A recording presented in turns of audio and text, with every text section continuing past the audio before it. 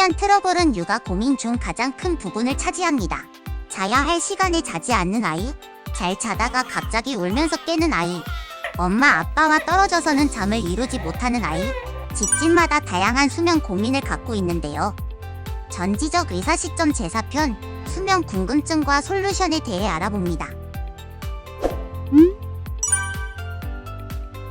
아이들의 수면 양상은 몇 단계의 전환점을 맞습니다.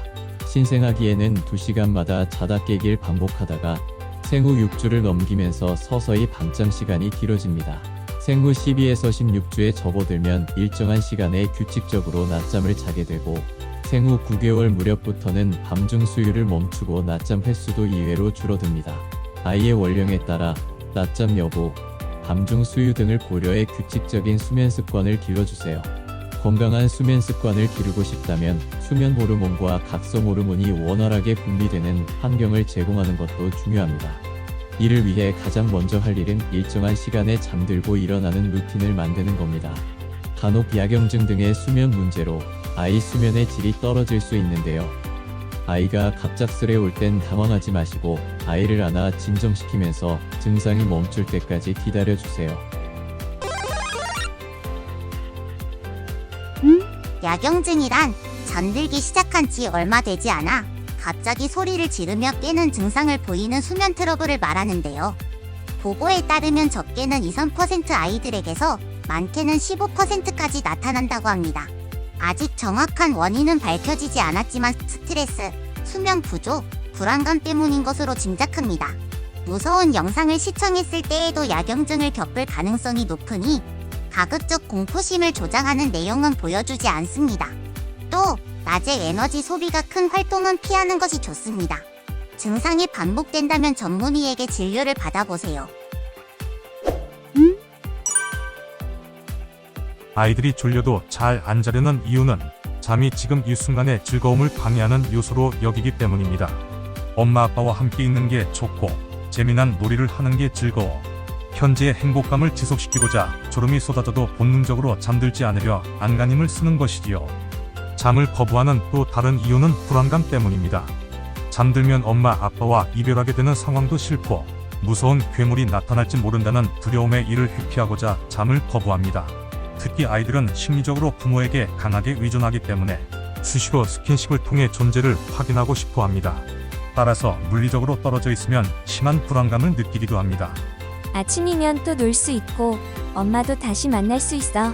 잘 때에도 엄마가 너를 보호해 줄 테니까 걱정하지 마. 우리 잘 자고 내일 만나자. 라는 말로 불안한 마음을 안심시켜 주세요. 이때 수면의식을 만들어 꾸준히 실천하면 편안하게 잠자리에 드는 데 도움이 됩니다.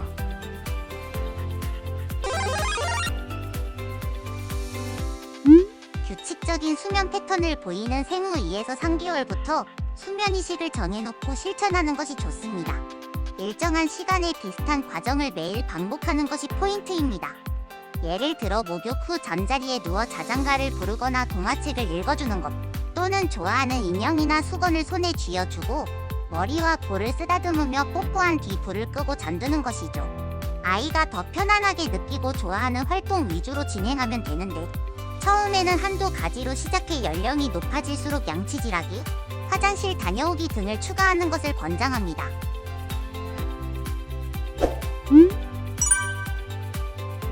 아이들에게는 몇 가지 수면 특징이 있습니다. 먼저 규칙적으로 낮잠을 잔다는 점인데요. 아이들은 낮잠을 잠으로써 활동할 에너지를 다시금 비축합니다. 생후 12개월까지는 하루 2번에 걸쳐 총 2시간 30분간 낮잠을 자는 것이 적당합니다. 이후 낮잠이 한 번으로 줄게 되면 그때는 가급적 오후 2시 이전에 재워 밤잠과의 간격이 최소 4시간 이상 되도록 합니다. 수면 시간은 2시간을 넘기지 않는 게 좋습니다. 또 다른 수면 특징은 어른과 달리 얕은 잠을 자면서 자주 깬다는 점입니다. 얕은 잠인 M수면과 깊은 잠인 놀렘수면을 오가는 수면 주기가 어른은 90분인 반면 아이들은 60분으로 짧습니다. 세 번째로 꼽을 수 있는 수면 특징은 지적 호기심이 왕성한 시기라 흥미로운 일들이 주변에 가득해 늘 흥분된 상태를 유지한다는 겁니다. 이러한 발달 특징들을 이해하고 수면 교육을 시작한다면 수면 패턴을 보다 안정적으로 만들 수 있을 겁니다.